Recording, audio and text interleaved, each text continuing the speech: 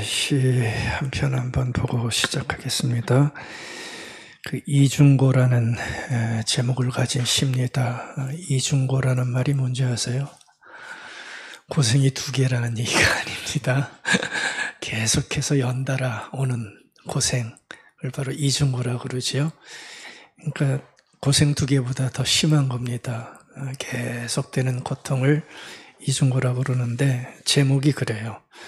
양정자라고 하는 시인의 시입니다.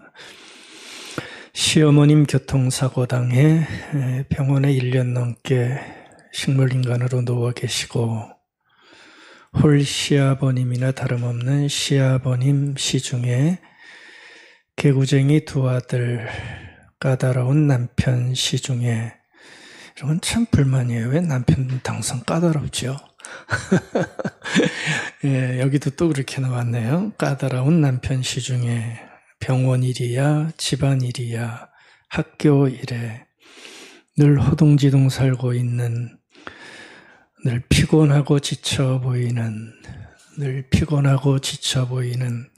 학습지도 안 쓰다 엎드려 잠깐 잠든 김 선생님의 휘어질 듯 가냘픈 어깨, 장결에도 잠깐씩 내뿜는 깊은 한숨소리, 이런 시입니다.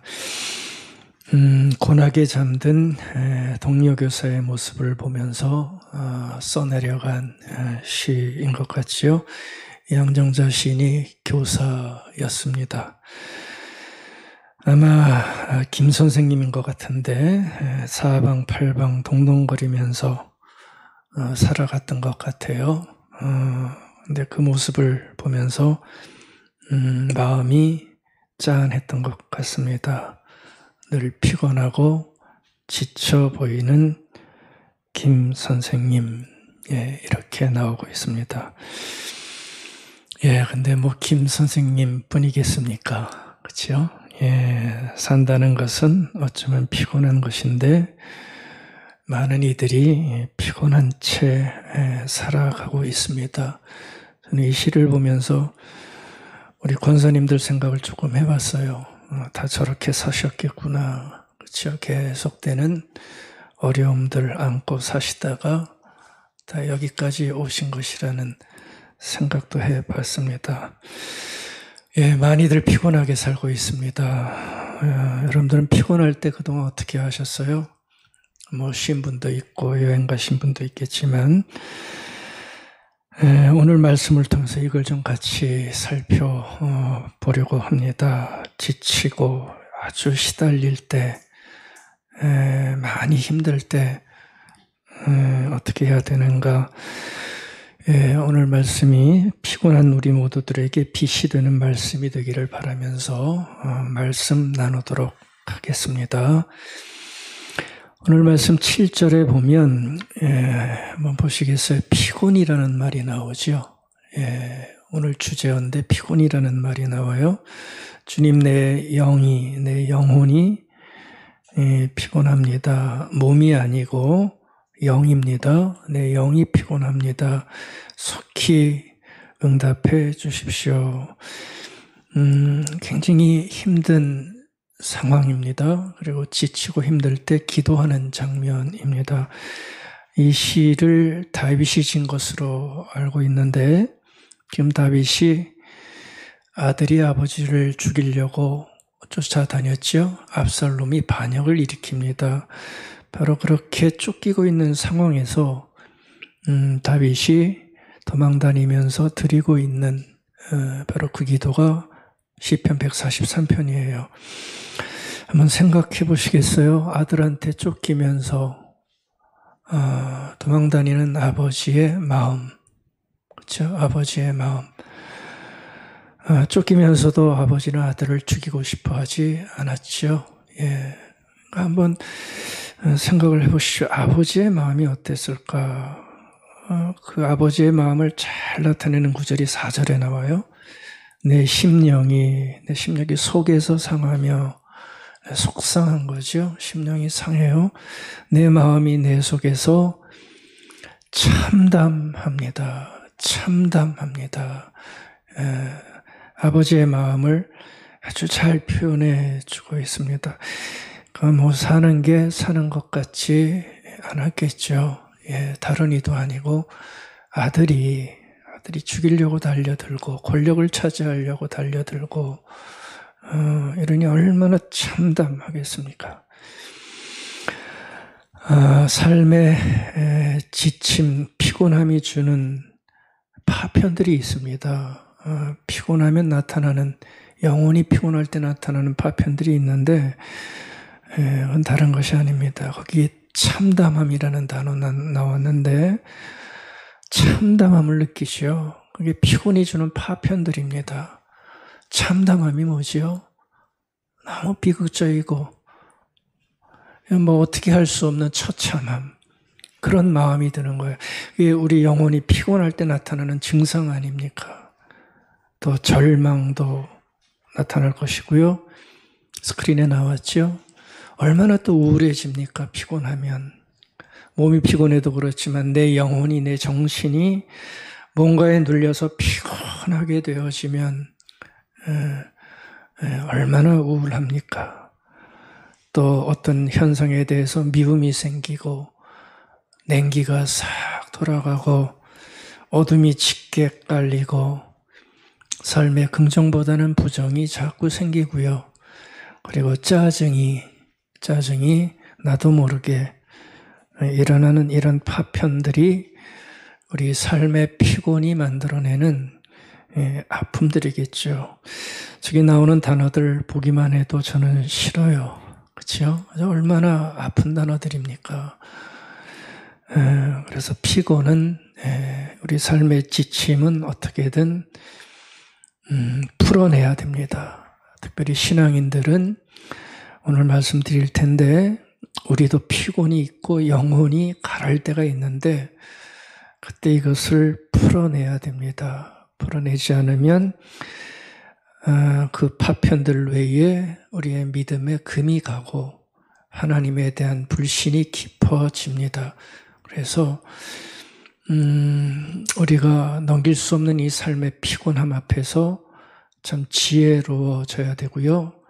영민해져서 피곤해지지 않는 삶을 우리가 살아갈 필요가 있을 거예요. 늘 요즘 어떠세요? 좀 어떠세요? 피곤한 것 하나 없이 막 기운차게 살아가면 참 좋겠습니다. 많이들 그렇게 됐으면 좋겠습니다. 근데 만약 피곤하다면 많이 힘드세요? 어떠세요? 어떻게 해야 될까? 왜 또 나는 지금 이렇게 피곤할까? 힘들까? 한번 생각해 보시기 바랍니다. 뭐 나이 들어 피곤한 것이 어떻게 할 수 없겠죠?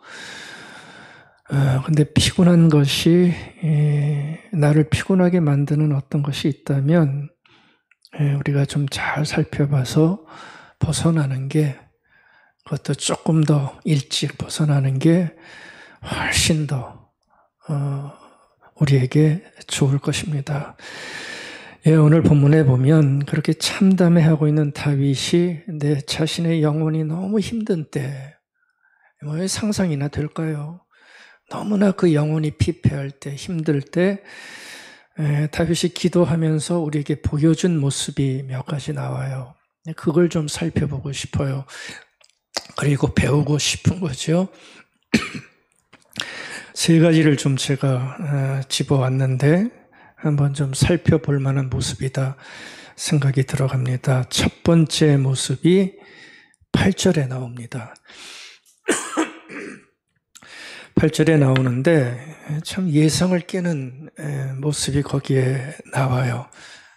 참 생각하지 못했던 모습인데 8절 한번 보시겠어요? 아침에 나로 하여금 주의 인자한 말씀을 듣게 해 주십시오. 지금 이런 기도를 드리고 있는 거죠. 하나님 앞에 나아가 그런 삶을 살게 해달라고 지금 다윗이 기도하고 있는 거예요. 근데 여러분들 이 구절을 한번 보시면서 이건 놀랍지 않으세요? 어떻게 이렇게 힘든 상황에 이런 기도를 드릴 수가 있을까요? 저는 쉽게 보고 싶지 않아요. 우리 같으면 이렇게 험난한 때, 참담한 때, 자식이 아버지를 죽이려고 달려드는 이 반역의 시대에 우리는 어떻게 기도할까요? 좀 다 쫓아내 주시고 우리 부탁하는 거 많잖아요. 그게 사실 정직한 우리의 기도 같은데, 근데 다윗은 그렇게 피곤하고 긴박한 순간에 하는 말이 뭐냐 하면, 주님, 아침에 주의 인자한 말씀을 나로 하여금 좀 깊게 듣게 해 주십시오. 참 저는 놀랍게 이 구절을 묵상했습니다.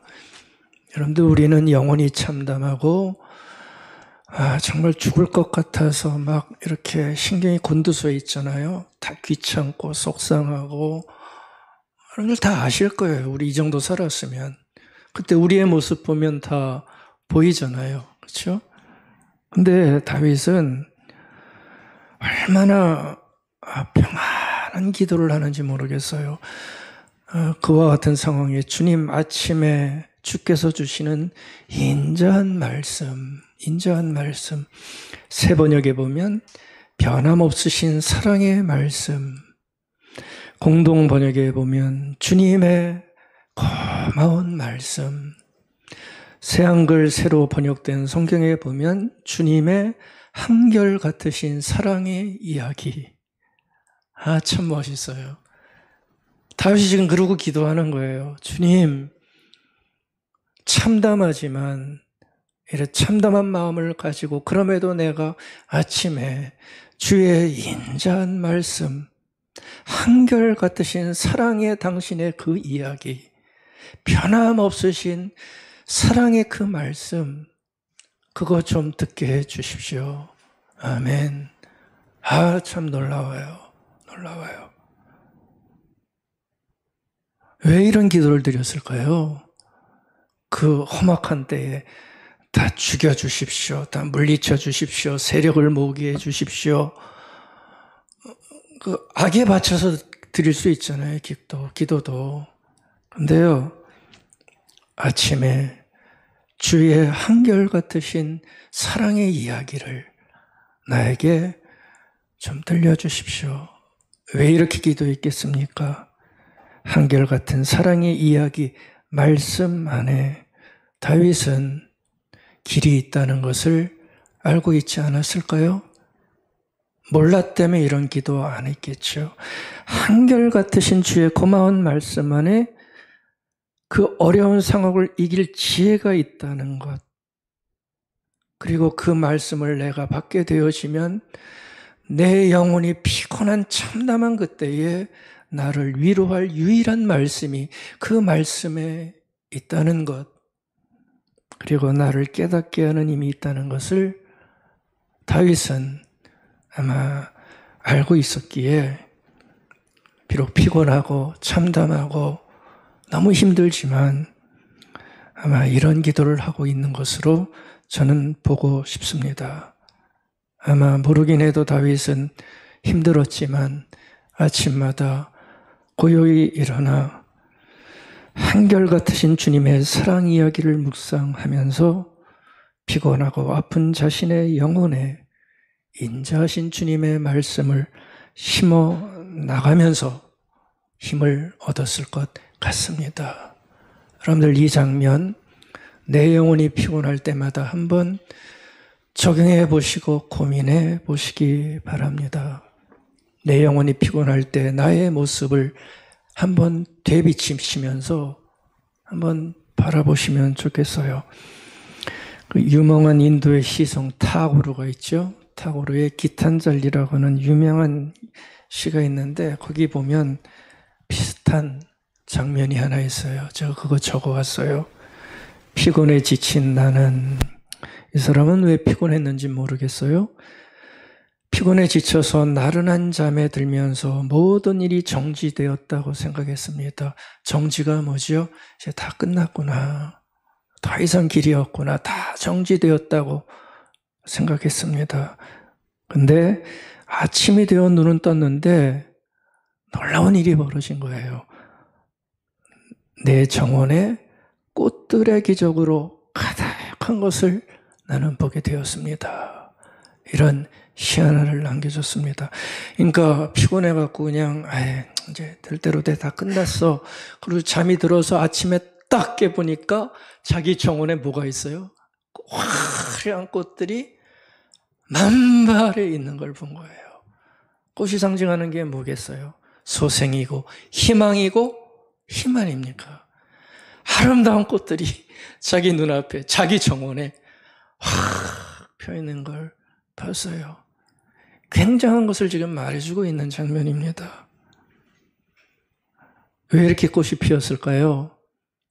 다 끝난 줄 알았는데 기억하십시오. 숨어있던 정원의 씨앗이 확 피어오른 거예요.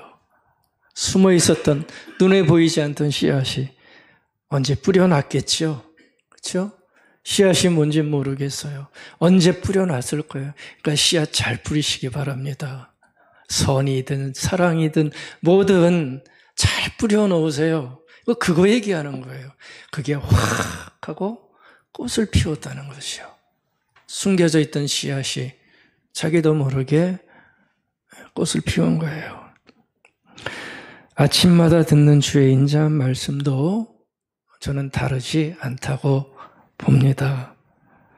나는 무심코 심었지만 언젠가 내 마음 가슴 안에 잘 심겨져 있다가 내가 피곤하고 힘들 때 나도 모르게 나를 위로하고 힘을 주는 기적의 꽃으로 다 끝났다 생각했는데 기적의 꽃으로 활짝 피어오를 것입니다. 지금 다윗이 말씀의 씨앗을 그렇게 심었던 것이 이러한 기도로 나타났고요. 그것이 만발한 꽃으로 사실 그에게 나타난 그 피곤한 때를 이겨나가는 놀라운 기도를 하고 있는 거예요. 몸이 피곤하면 쉬면 됩니다. 하지만 영혼이 피곤하면, 그렇죠? 다른 거죠, 이거는. 정신이 피곤하면 여러분들 어떻게 하시겠어요? 내 영혼이 지치고 내 영혼이 낭망하고 내 영혼이 낙심하면 어떻게 하시겠어요? 몸은 쉬어도 영혼이 낙심하면 쉰 게 아니더라고요. 어떻게 하시겠어요? 오늘 이 다윗의 모습 저는 참 귀하게 보고 싶어요. 가장 깨끗하고 맑은, 힘들지만 그래도 그 아침의 첫 시간 인자하고 사랑 많으신 나를 사랑하시고 인도하시는 주의 말씀 받아 마음 한쪽에 깊게 심어 놓으면 그 말씀이 놀랍게도 나의 길을 인도하고 나를 위로하고 나를 살려낼 줄 누가 알겠습니까? 우리는 이 작업을 해야 돼요. 너무 안 하고 있지 않기를 바라겠습니다. 내 영혼이 피곤할 때 말씀의 씨앗이 심겨지고 그것이 나를 인도하는 삶의 모습이 되는 거예요. 여러분들 예수님도 보시면 잘 아시죠? 너무 피곤하고 힘들 때마다 어디로 가셨어요? 밤에 감람산 그곳에 가셔서 말씀 묵상하고 기도하면서 새 힘을 얻는 모습을 우리에게 보여주셨습니다. 피곤할 때 말씀의 씨앗을 심어라. 첫 번째 다윗이 우리에게 보여준 아주 중요한 저는 모습이라고 생각합니다. 뭐 힘들어 죽겠는데 뭐 내가 목사야? 내가 뭐 말씀을 봐. 이러지 마시고요. 꼭 해보시기 바랍니다. 힘들 때 하지 마시고 힘들기 전에 꼭 해보시기 바랍니다. 무엇인가 걸리는 게 있을 거예요. 이게 없으면 내 영혼의 피곤함을 신앙인들이 뭐로 이겨나가겠습니까? 여러분들 말씀이 주는 힘은 대단히 큽니다. 한 구절만이라도 제대로 받으면 뿌옇고 깜깜했던 세상이 환해지는, 기력이 다 빠져있던 내 영혼이 소생하는 놀라운 힘을 우리에게 줄 만큼 강력한 힘을 가지고 있습니다. 시편 34편 18절입니다. 주님은 마음 상한 자에게 가까이 계시고, 아멘. 낙심한 사람을 구원해 주신다. 아멘. 의로운 사람에게는 고난이 많지만 주님께서 그 모든 고난에서 그를 건져 주신다.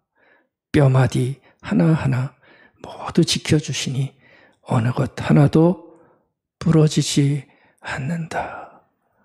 어느 순간 말씀을 심을 때에 이런 말씀들이 내 안에 콱 하고 박히면 내 영혼이 피곤할 때 이 말씀이 튀어나와 하늘의 아버지가 주시는 세상의 힘이 아니라 내 영혼을 살려내는 힘으로 다가오는 것이요. 그러니까 아침마다 받는 말씀이 모여서 피곤한 나를, 그냥 몸이 피곤한 게 아니고 내 영혼의 피곤함을, 내 영혼의 지침을 살려내는 거예요. 여러분들 그동안 피곤할 때 어떻게 하셨어요? 어떻게 하셨어요? 좀 더 자자, 좀 더 눕자, 좀 더 졸자. 잠언서 24장 말씀이잖아요.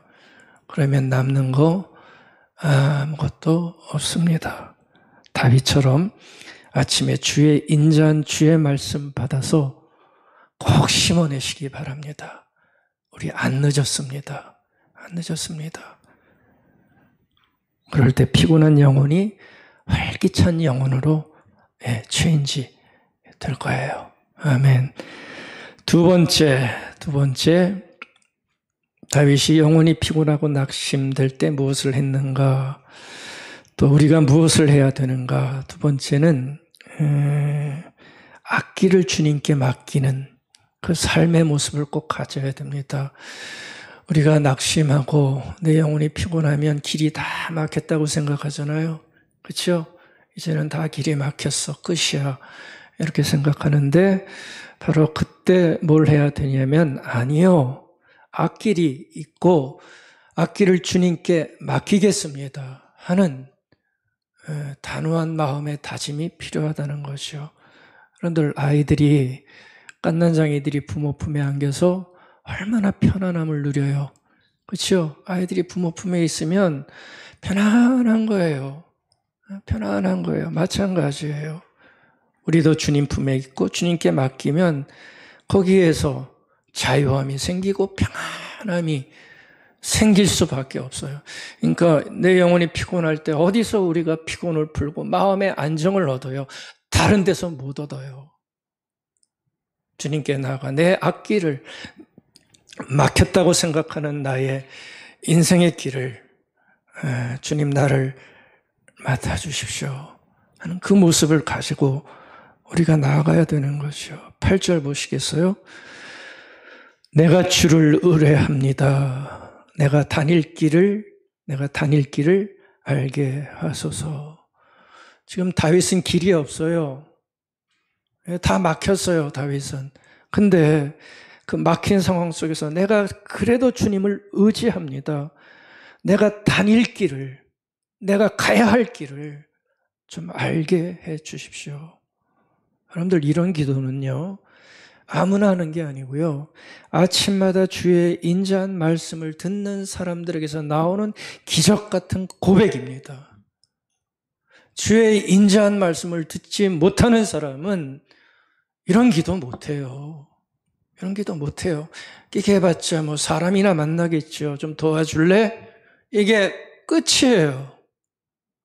근데 아침마다 주의 인자한 말씀으로 마음에 충만한 사랑을 품고 있는 사람들은 이런 기도를 하는 거예요.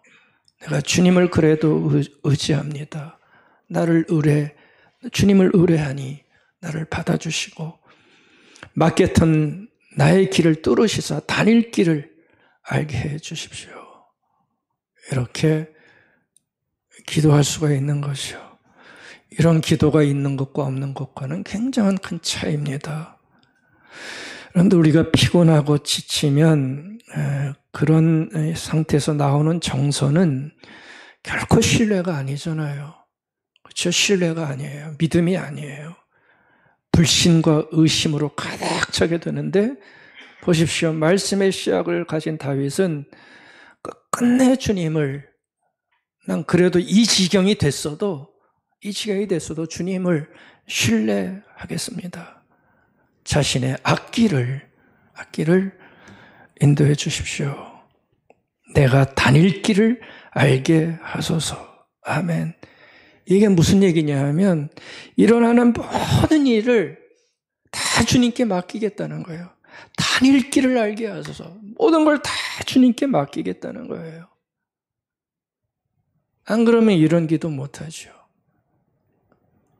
아무리 길이 다 막혔어도 다닐 길이 있다는 것을 아는 사람은 주님이 다 맡아주시면 난 그대로 따라가겠습니다. 맡기겠습니다.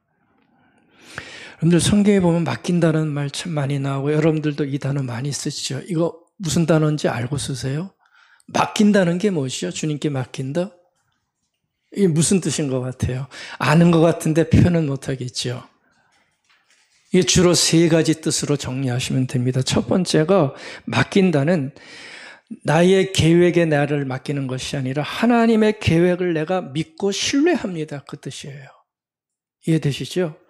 하나님의 계획을 내가 신뢰합니다. 이게 맡긴다는 뜻이에요.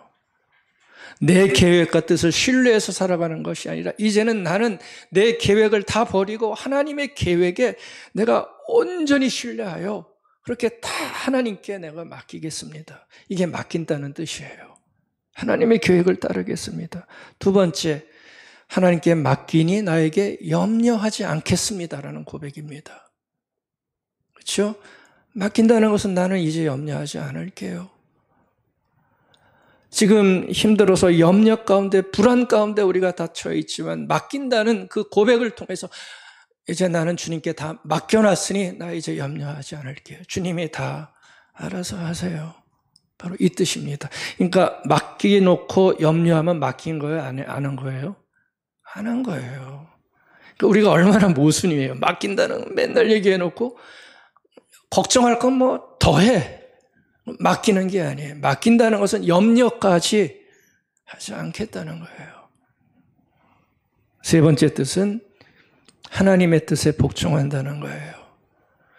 내가 맡긴다고 그래놓고 하나님의 뜻에 복종하지 않으면 맡긴 게 아니죠.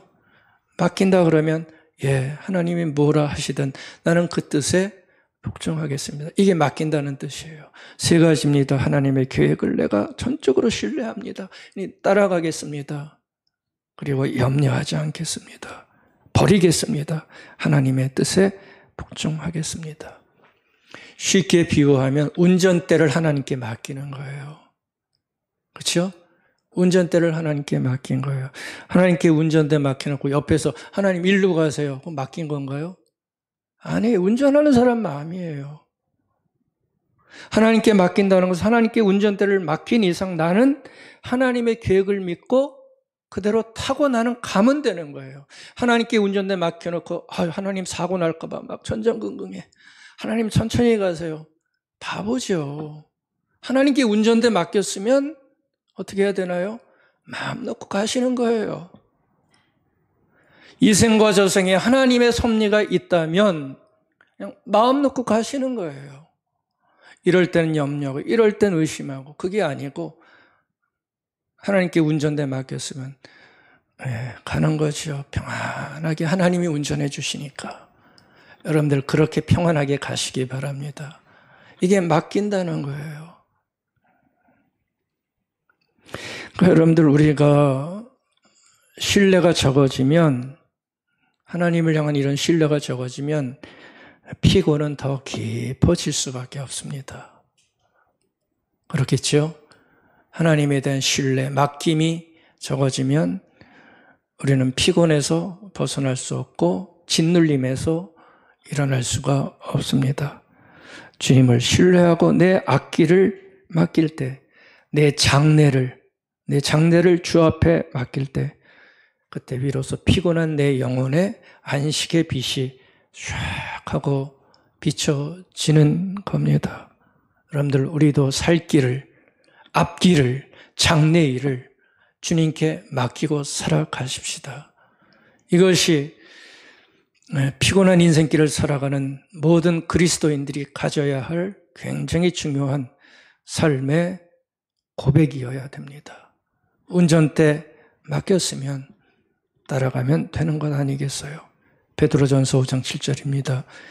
여러분의 걱정을 모두 하나님께 맡기십시오. 맡긴다는 게 뭐라고 그랬죠? 계획에 맡기고 신뢰하고 염려하지 말고 뜻에 복종하고 여러분들의 걱정을 모두 하나님께 그렇게 맡기십시오. 하나님께서는 여러분들을 돌보고 계십니다. 아멘. 베드로 사도의 아름다운 고백입니다. 이사야 선지자도 얘기합니다. 하나님은 피곤한 사람에게 힘을 주시며 기운을 잃은 사람에게는 기력을 주십니다. 젊은이들이 피곤하여 지치고 장정들이 맥없이 비틀거려도 주님을 소망하는 사람은 새 힘을 얻습니다. 독수리가 날개를 치며 솟아오르듯 올라갈 것이고 뛰어도 지치지 않으며 걸어도 피곤하지 않을 것입니다. 알지 못하십니까? 듣지 못하셨습니까? 이사야 선지자가 얘기를 하잖아요. 여러분들, 이런 것들을 보면 여러분들, 우리는 하나님을 따르는 운전대를 맡긴 우리 신앙인들은 인생의 무거운 짐에서 탈출하는 고도의 방법을 갖고 있는 사람들이에요. 이 방법 좀 써 먹어야 되지 않겠습니까? 고도의 놀라운 비법을 갖고 있는 사람들이에요. 꼭 쓰시기 바랍니다. 이중고, 삼중고 속에 고생하는 우리의 영혼에 하나님은 이렇게 다가오셔서 언제나 우리와 신실하시게 동행해 주십니다. 주님, 내가 주님을 신뢰합니다. 내가 다닐 길, 나의 장래 일을 맡아 주십시오. 우리의 아름다운 고백이어야 돼요. 피곤할 때 다윗의 한 기도가 우리 모두의 기도가 되기를 오늘 아침 축복하고 축원드리겠습니다. 세 번째입니다. 피곤할 때 해야 할 세 번째, 한 단계 더 올라갑니다. 내 운명과 인생을 주님께 맡기는 겁니다. 아멘. 인생과 운명을, 사건이 아니라 내 인생 전체를, 내 운명 전체를 주님께 맡기는 겁니다. 그러니까 장래일 정도가 아니라 내 인생 전부를 맡기는 겁니다.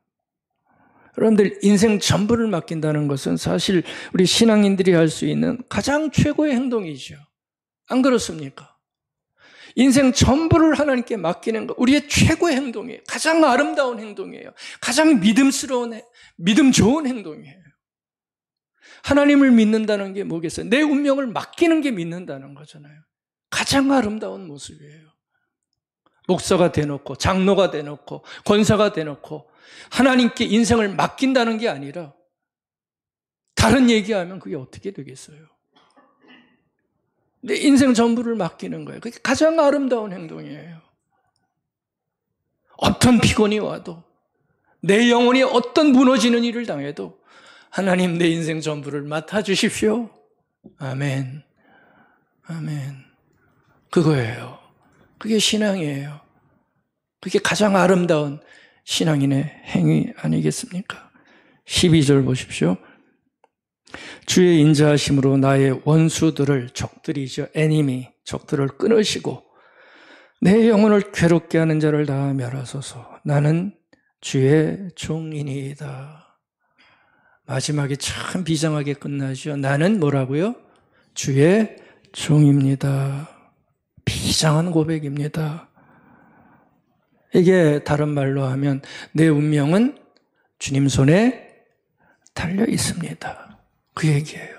내 운명은 주님 손에 달려 있습니다. 종의 운명이 누구에게 달려 있어요? 자기에게 달려 있어요?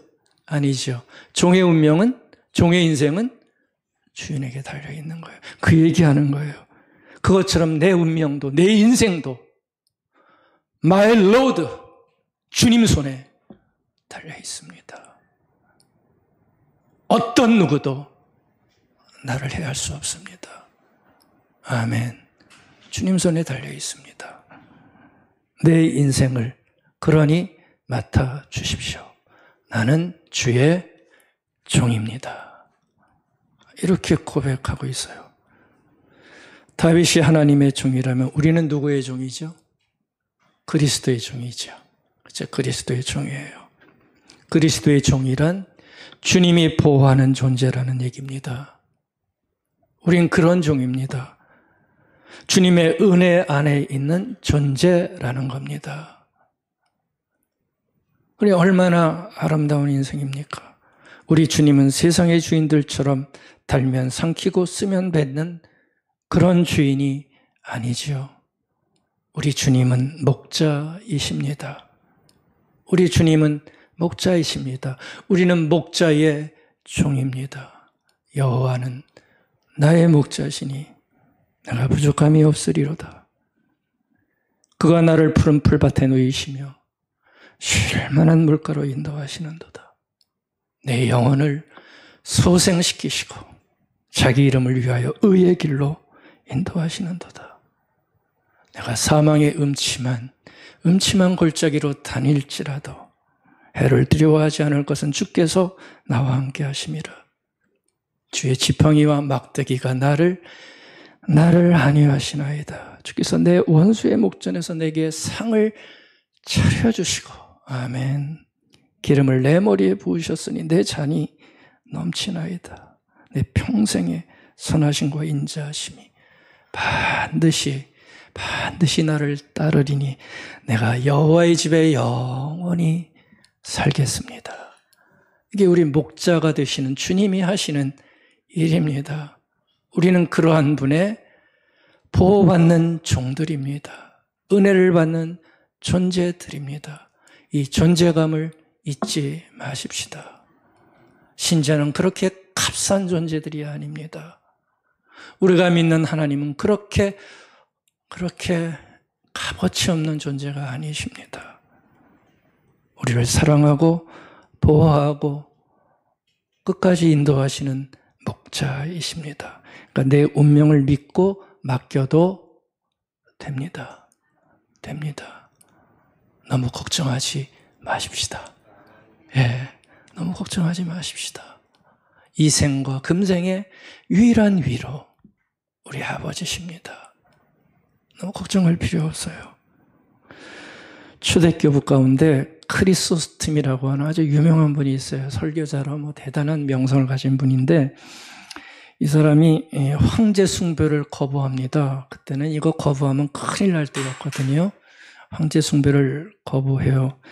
그러니까 황제가 화가 나가지고 자기 신하들에게 이 크리스토스톰 잡아다가 투옥해라 이렇게 명령을 내렸습니다. 근데 신하가 오더니 그러면 안 됩니다. 이 사람은 투옥시키면 안 됩니다.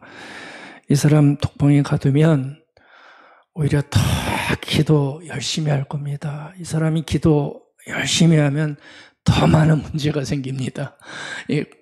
가두지 마십시오. 그러니까 황제가 더 열받은 거예요. 그래?